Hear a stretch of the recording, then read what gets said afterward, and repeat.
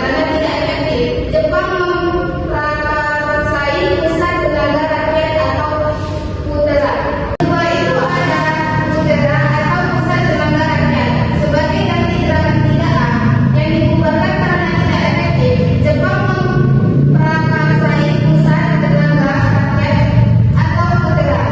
Putra ini dipimpin oleh tokoh nasional yang kerap dijuluki 4 samurai.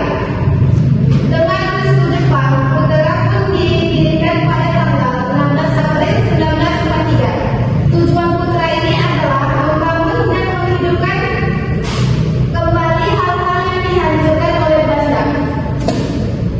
Habis itu ada Fujinkai. Fujinkai ini awalnya di bagian wanita dari PUTERA. Setelah dibubarkan PUTERA, Jepang mempertahankan bagian wanitanya.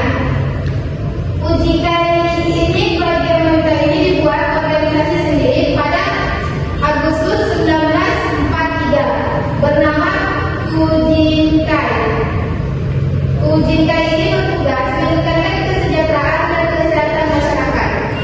Yang terakhir ada MIAI atau Majelis Islam A'la Indonesia, sebuah organisasi Islam MIAI yang cukup berpengaruh masa pemerintahan kolonial Belanda, mulai dihidupkan kembali oleh pemerintahan pendudukan Jepang.